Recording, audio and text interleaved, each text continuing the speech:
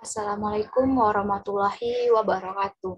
Perkenalkan, nama saya Nadia Elvitasari, NPM C1C021080, dosen pengampu yaitu Bapak Madani Atta, SE MSI Akasia. Di video kali ini saya akan membuat video pembelajaran bab 2 lanjutan bab 1 yaitu tentang proses tahapan pencatatan. Di sini ada 8 poin proses tahapan pencatatan di bab 2. Yang pertama itu tahap pencatatan, kedua pengertian akun, ketiga double entry system, keempat saldo normal, kelima mencatat transaksi ke jurnal, keenam posting ke buku besar, ketujuh menyusun neraca saldo, dan kedelapan siklus akuntansi. A. Tahapan pencatatan. Tahapan pencatatan terbagi menjadi 3, yaitu pertama itu tahap pencatatan. Tahap pencatatan ini yaitu mencatat transaksi berdasarkan bukti transaksi ke dalam jurnal, yang mana jurnal akan mencatat transaksi secara kronologis. Artinya di sini yaitu kita akan menganalisis bukti transaksi. Setelah kita tahu bahwa transaksi itu berupa transaksi keuangan atau transaksi non keuangan. Jika dia transaksi keuangan maka dicatat dalam jurnal. Sehingga tahapan pencatatan ke dalam jurnal, transaksi ke dalam jurnal ini merupakan tahapan akuntansi yang pertama kali dibuat oleh perusahaan. Yang mana di sini jurnal akan mencatat transaksi secara kronologis. Artinya kronologi ini yaitu secara urutan pada tanggal kejadian bisnis. Sehingga nanti dicatat secara berurutan sesuai dengan terjadinya transaksi-transaksi pada tanggal kejadian bisnis. Selanjutnya, yaitu jurnal terdiri dari 2, yang mana itu ada jurnal umum yang terdiri dari kolom tanggal, kolom keterangan, referensi, kolom debit dan kredit. Kolom tanggal ini untuk tanggal-tanggal transaksinya. Kolom keterangan ini adalah akun-akun yang terlibat dalam transaksi tersebut, dan untuk kolom referensi ini dicatat kode-kode akun, kolom debit dan kredit untuk posisi apakah akun itu di debit ataukah di kredit. Jadi itulah merupakan kolom-kolom pada jurnal umum. Selanjutnya yaitu jurnal khusus. Jurnal khusus itu adalah jurnal yang biasanya dibuat oleh perusahaan dagang untuk mencatat transaksi yang sering terjadi, yang terdiri dari jurnal penerimaan kas, jurnal penjualan, jurnal pengeluaran kas, dan jurnal pembelian. Maksudnya di sini yaitu jurnal khusus ini adalah jurnal untuk berupa transaksi yang sering terjadi, sehingga lebih efektif perusahaan itu menggunakan jurnal khusus ini. Dan biasanya itu dibuat oleh perusahaan dagang. Contohnya seperti ketika kita membeli sebuah perlengkapan, membeli perlengkapan secara kredit, maka nantinya ketika kita mencatat ke jurnal khusus, ke dalam jurnal khusus, maka nanti akan dicatat ke jurnal pembelian. Karena kita sudah membeli, maka dicatat di sini jurnal pembelian. Sesuai dengan transaksinya. Selanjutnya yaitu 2 tahap pengklasifikasian, yaitu memposting dari jurnal ke buku besarnya masing-masing. Maksudnya di sini yaitu yang mana posting itu maksudnya yaitu proses memindahkan suatu informasi yaitu berupa transaksi tadi di jurnal itu kan. Dari jurnal itu ke buku besarnya masing-masing, maka akan dikelompokkan berdasarkan setiap akun-akunnya. Maka akun-akunnya itu memiliki buku besarnya masing-masing setiap akun. Dari jurnal kita pindahkan ke buku besarnya masing-masing di setiap kelompok akun-akun. Selanjutnya yaitu tahap pengintisaran, yaitu tahap yang mana tahap ini dilakukan dengan cara menjumlahkan saldo dari setiap akun pada akhir periode dan menyusun dalam satu daftar yang namanya itu neraca saldo. Setelah kita berupa tahap pengklasifikasian, yaitu memindahkan dari jurnal ke buku besar, maka dari setiap akun-akun itu kita jumlahkan saldonya sehingga nantinya dapat saldo akhir, sehingga kita nantinya akan susun ke dalam suatu daftar setiap saldo itu yang namanya itu neraca saldo, sehingga kita sebutnya tahap pengintisaran ini yaitu tahap menyusun neraca saldo. Selanjutnya yaitu B, pengertian akun.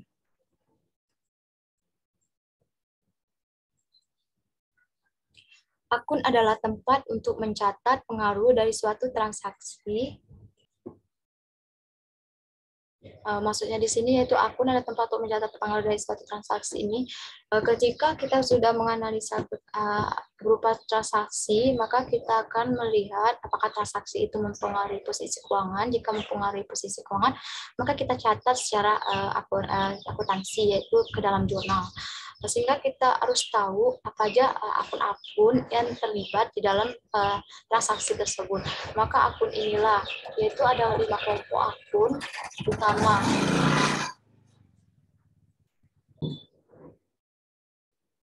Yang mana 5 kelompok akun utama ini memiliki subkelompok akun individual, seperti yaitu akun aset memiliki akun individualnya itu contohnya seperti cash, perlengkapan, peralatan, piutang usaha, sewa dibayar di muka, dan lain-lain.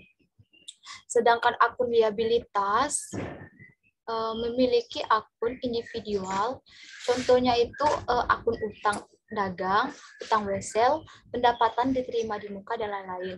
Akun liabilitas ini adalah akun seperti berupa utang gitu. Selanjutnya itu akun ekuitas. Akun ekuitas itu adalah akun modal dan juga memiliki akun individualnya. Contohnya itu seperti akun modal saham biasa, laba ditahan, modal dalam bentuk saham, dan lain-lain. Selanjutnya yaitu akun revenue atau akun pendapatan. Juga memiliki akun individualnya juga. Contohnya seperti pendapatan jasa, pendapatan sewa, penjualan, dan lain-lain. Selanjutnya yaitu akun expense atau akun beban, juga memiliki akun individual, contohnya harga pokok penjualan, beban sewa, beban penyusutan, beban bunga, dan lain-lain.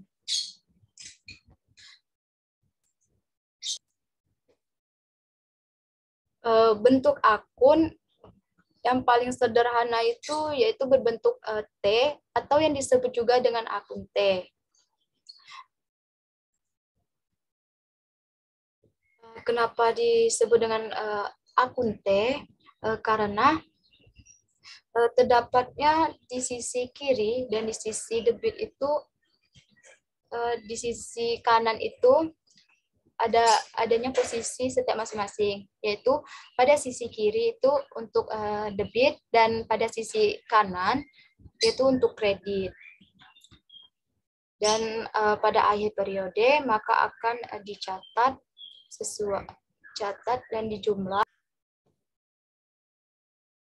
sehingga pada akhir periode itu akun dihitung saldonya dengan cara menghitung selisih antara jumlah debit dengan jumlah pada sisi kredit. Selanjutnya yaitu D, double entry system. Double entry system atau yang disebut dengan sistem pembukuan berpasangan ini ada dua ketentuan, yaitu pertama itu setiap transaksi akun dicatat minimal 2 akun yang terlibat, yaitu satu akun didebitkan dan satu akun lagi dikreditkan. Maka maksudnya di sini yaitu setiap transaksi itu adanya dicatat minimal 2 akun, tidak kurang. Tapi boleh ada juga lebih 3 sampai 3, tapi tidak kurang dari 2, minimal 2 akun terlibat. Yaitu satu akun didebitkan dan satu akun dikreditkan. Yang kedua yaitu setelah itu penjumlahan nilai pada posisi debit dan posisi kredit harus sama atau balance. Sehingga maksudnya di sini yaitu antara penjumlahan pada posisi debit dan posisi kredit itu nantinya harus sama atau balance. Kalau tidak sama artinya kita mencatat akun itu kita catat ke dalam jurnal maka salah dalam akuntansi. Aturan debit dan kredit.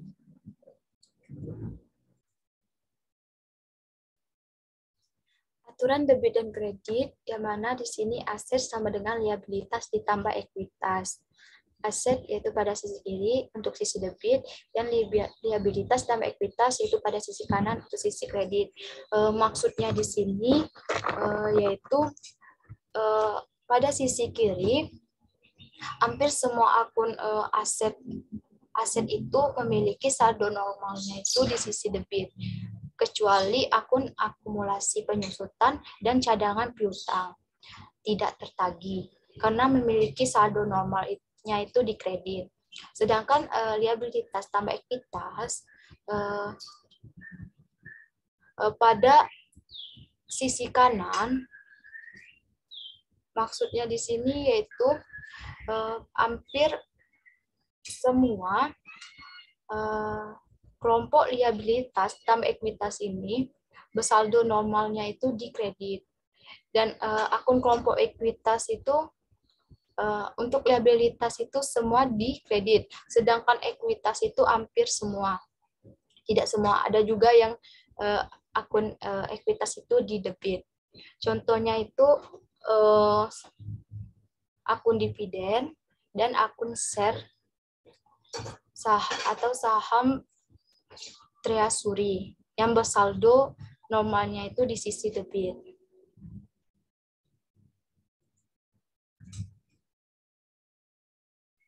Selanjutnya yaitu D, saldo normal.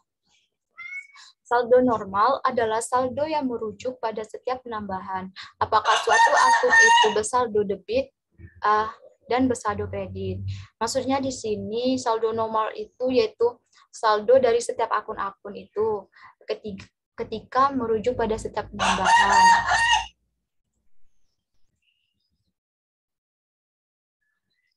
Untuk itu, pada kelompok akun aset, akun liabilitas, akun ekuitas, akun revenue, dan akun expense, jika adanya penambahan, maka akan dicatat sesuai dengan saldo normalnya masing-masing. Namun, jika adanya pengurangan, maka dicatat kebalikan dari saldo normalnya. Jadi, maksudnya di sini kita beri contoh seperti untuk akun aset ini ketika contohnya itu seperti akun individualnya itu kas merupakan akun aset kan, maka jika adanya penambahan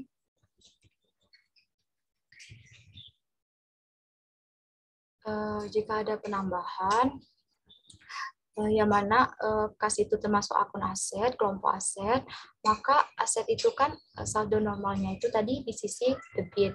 Sehingga jika mau adanya penambahan seperti kas bertambah, peralatan bertambah, perlengkapan bertambah, maka dicatat sesuai dengan saldo normalnya yaitu di debit.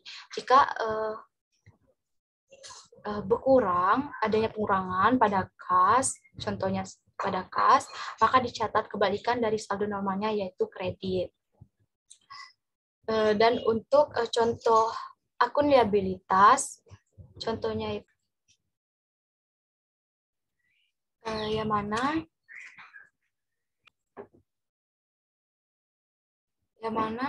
akun-akun di kelompok akuntabilitas itu memiliki saldo normalnya itu di kredit jika merujuk pada setiap penambahan, maka saldonya itu dicatat sesuai dengan saldo normalnya, yaitu di kredit. Sedangkan adanya pengurangan pada akun liabilitas seperti utang usaha itu, maka dicatat kebalikan dari saldo normalnya, yaitu di debit. Sedangkan akun ekuitas juga sama, akun modal yang hampir semuanya itu di saldo normalnya itu di sisi kredit yang merujuk pada penambahan. Namun jika akun kelompok ekuitas itu mengalami pengurangan seperti modal usaha kita berkurang, maka itu dicatat kebalikannya, yaitu saldonya normalnya itu di debit. Yaitu saldonya kebalikan dari saldo normalnya, yaitu di debit.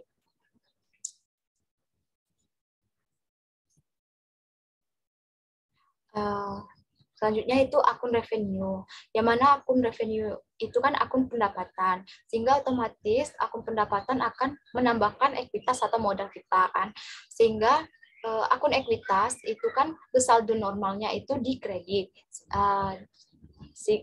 Jika ada penambahan, maka akun revenue juga dicatat di posisi kredit jika ada penambahan. Maka jika ada penambahan dicatat di kredit, sedangkan adanya pengurangan pendapatan, maka dicatat di posisi kebalikan dari saldo normalnya, yaitu debit. Dan akun expense atau akun beban, yaitu yang mana nantinya itu akan mengurangi pendapatan, yang mana saldo normal revenue ini sama, pendapatan ini sama dengan ekuitas, yaitu jika ada penambahan maka saldo normalnya itu di kredit, maka ada pengurangan maka saldo normalnya didebitkan. Sehingga expense ini artinya saldo normalnya yaitu di debit. Jika ada pengurangan pada kelompok akun expense, maka dicatat kebalikan dari saldo normalnya, yaitu di kredit.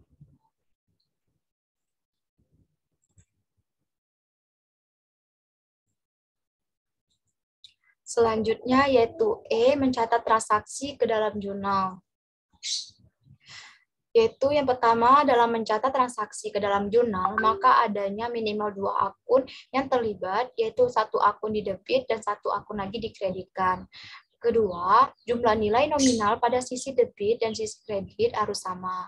Dan ketiga, sebelum melakukan pencatatan transaksi ke jurnal, maka harus terlebih dahulu tahu akun apa saja yang terpengaruh dan nantinya transaksi itu akan dicatat pada posisi debit atau kredit. Maksudnya di sini kita harus memenuhi 3 ketentuan ini. Dari 1 ke 2 ini, pernyataan ini menggunakan sistem double entry system atau sistem pembukuan berpasangan. Yang mana udah kita pelajarin tadi, itu mencatat transaksi ke dalam jurnal, maka adanya minimal 2 akun yang terlibat, tidak boleh kurang dari 2 akun. Sehingga akun itu apakah di 1 akun itu di debit atau dan 1 akun lagi itu di kredit. Dan jumlahnya itu harus sama antara debit dan kredit atau balance.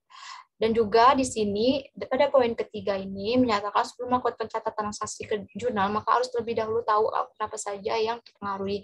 Maka kita akan analisis tadi berupa transaksi tadi, kita akan analisis apakah mempengaruhi posisi keuangan. Jika mempengaruhi posisi keuangan, kita juga akan menganalisis akun-akun apa saja yang terpengaruh dan apakah akun itu dicatat pada posisi debit atau kredit.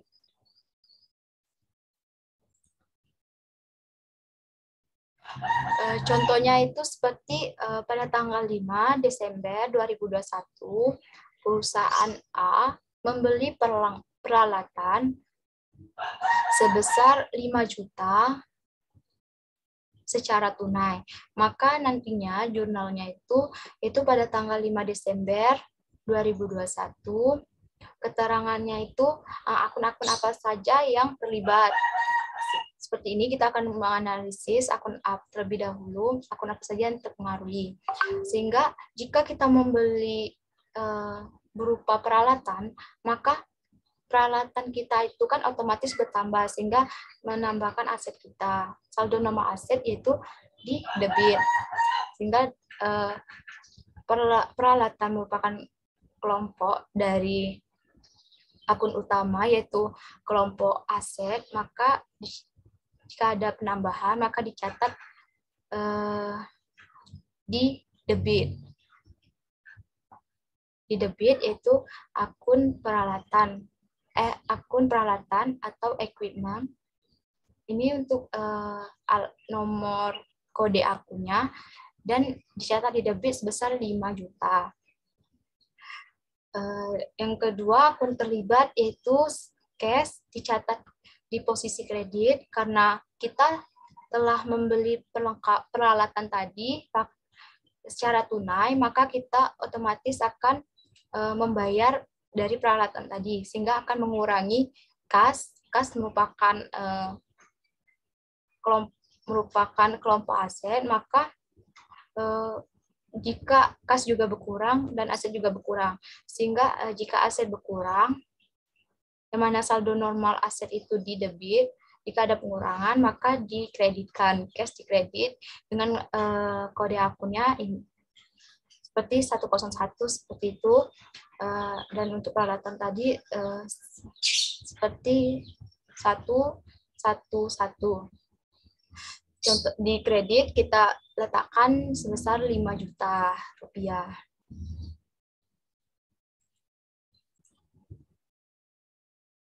Selanjutnya itu setelah kita sudah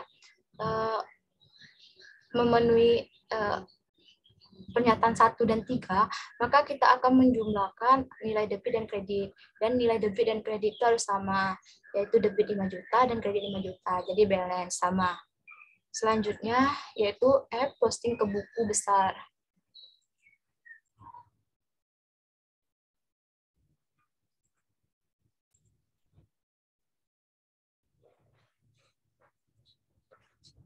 Posting ke buku besar.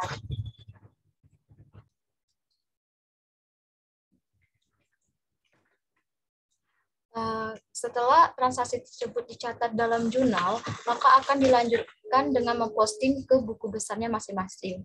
Posting adalah memindahkan informasi dari jurnal ke buku besarnya masing-masing. Maksudnya di sini artinya yaitu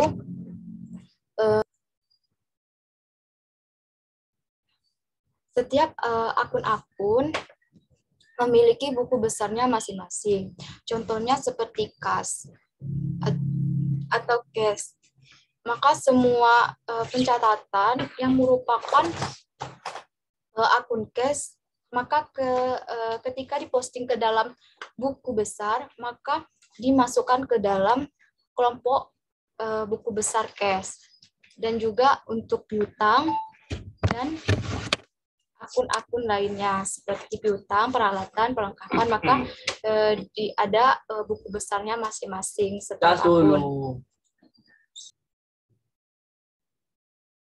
Untuk kelompok akun liabilitas, kelompok akun ekuitas, revenue, dan expense juga akun individualnya memiliki akun buku besarnya masing-masing.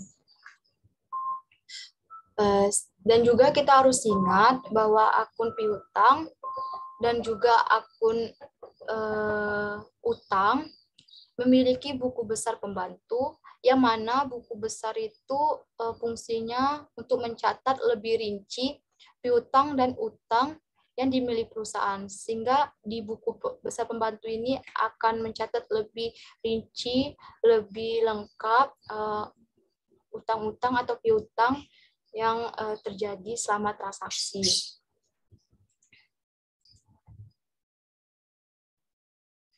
Ada dua bentuk buku besar. Yang pertama itu bentuk akun T.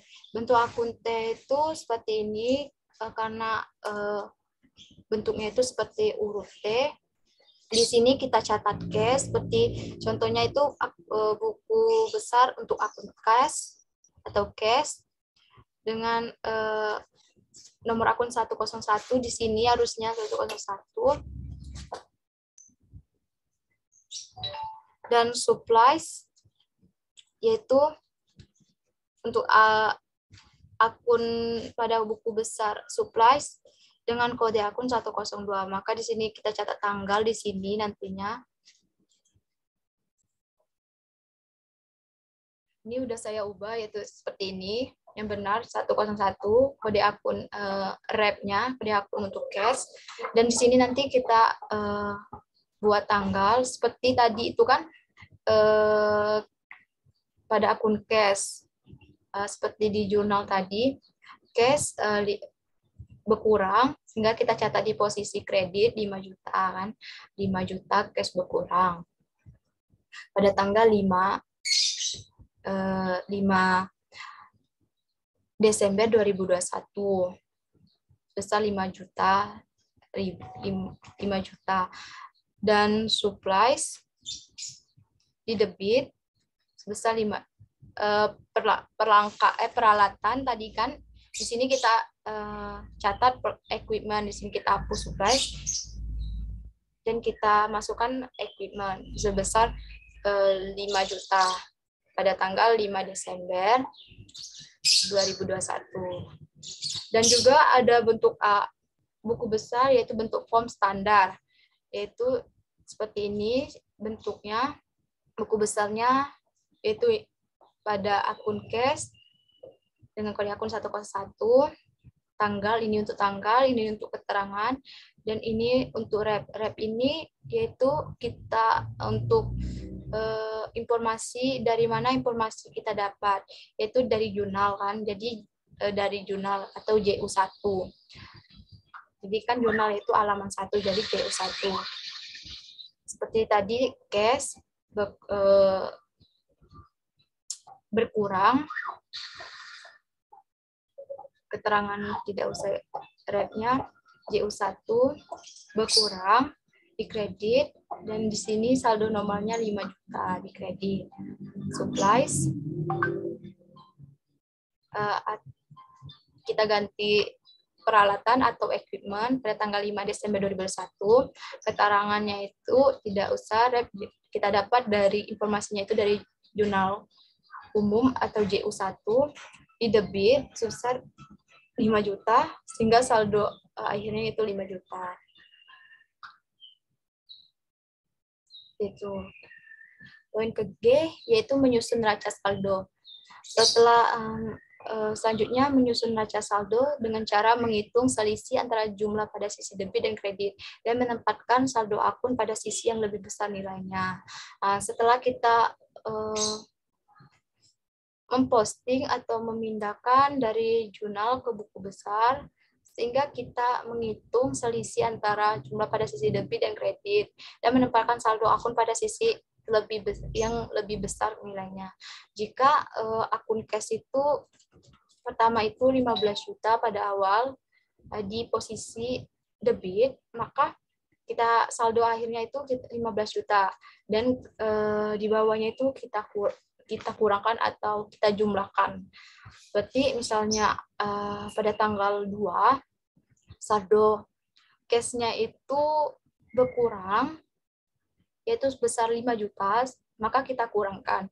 Berkurang artinya kan ditempatkan di posisi kredit, sehingga 15 juta tadi saldo awal, saldonya tadi kan 15 juta, sehingga dikurang 5 juta tinggal 10 juta. Dan pada tanggal 3 kita mendapati pendapatan besar, sehingga pendapatan kita bertambah, maka cash kita bertambah sebesar 5 juta. Maka kita masukkan ke buku besar pada cash, pada posisi debit otomatis kan, karena merujuk pada penambahan pada cash, sehingga kita tambah 5 juta lagi, sehingga saldo kita di debit lagi yaitu sebesar 15 juta. Contohnya seperti itu. Sehingga pada sisi yang lebih besar nilainya. Ada beberapa hal yang membuat salah dalam menyusun neraca saldo, yaitu adanya transaksi yang tidak terjurnal, transaksi telah dijurnal dengan benar namun tidak diposting ke buku besar. Adanya transaksi yang tidak terjurnal ini yaitu adanya kelupaan transaksi yang kita tidak jurnal, maka membuat nantinya jurnal kita seimbang, nilainya itu seimbang tapi juga tetap salah, buat salah dan menyusun neraca saldo. Dan yang kedua yaitu transaksi telah dijurnal dengan benar namun tidak diposting ke buku besar. Transaksi yang telah dijurnal dengan benar, kita telah menjurnal transaksi itu dengan benar namun tidak diposting ke buku besar. Maksudnya ini misalkan salah satu ada akun yang kelupaan kita masukkan ke buku besar, maka membuat nantinya dalam menyusun neraca saldonya itu salah. Ada transaksi yang terposting 2 kali. Maksudnya di sini yaitu ketika kita memposting ke buku besar, ada transaksi kita posting itu 2 kali. Dan juga membuat salah dalam menyusun neraca saldo. Keempat yaitu transaksi sudah dijurnal dan diposting, namun akun yang digunakan salah. Kita sudah membuat jurnal dan kita posting, namun akun yang digunakan salah. Maka itu juga membuat salah dalam menyusun neraca saldo. Kelima, yaitu kesalahan dalam perhitungan, misalnya salah dalam menjumlahkan. Itu juga salah dalam menyusun neraca saldo. Selanjutnya, A, siklus akuntansi.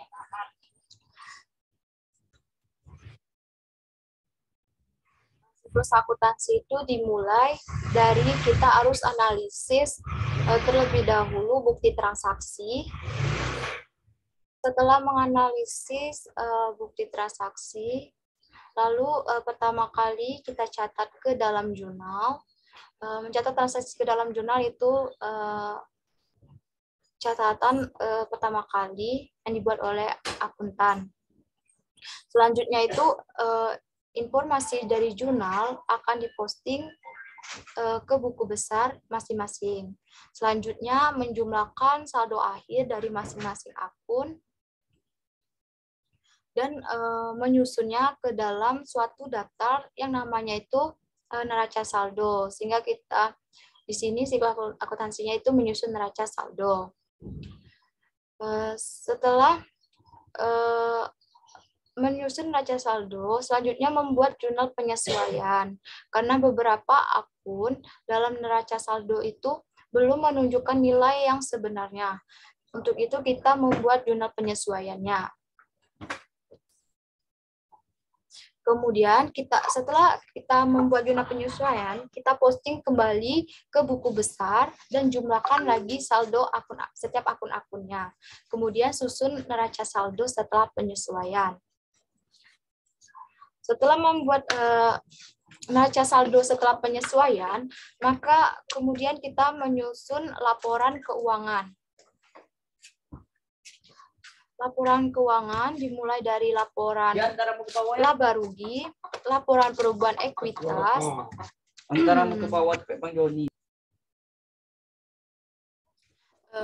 laporan perubahan ekuitas, laporan posisi keuangan, laporan arus kas, dan catatan atas laporan keuangan.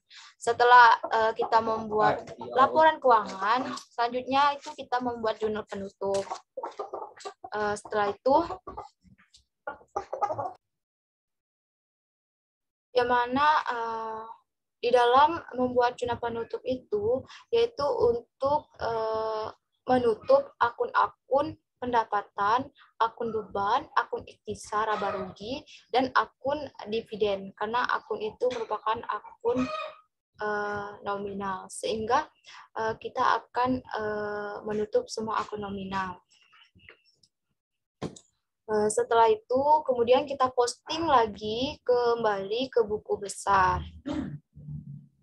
Dan hitung lagi, kita jumlahkan lagi akun-akun tersebut, dan kita susun ke dalam neraca saldo setelah penutupan. Nah, inilah yang akan menjadi saldo awal untuk periode berikutnya. yaitu akun real. Dan neraca saldo penutupan inilah yang akan menjadi saldo awal perusahaan untuk periode berikutnya. Baiklah, mungkin itu saja video pembelajaran bab 2, yaitu tentang proses tahap pencatatan. Apabila ada kesalahan dalam penyampaian ataupun dalam penyajian materi, adanya kekurangan, saya mohon maaf. Wassalamualaikum warahmatullahi wabarakatuh.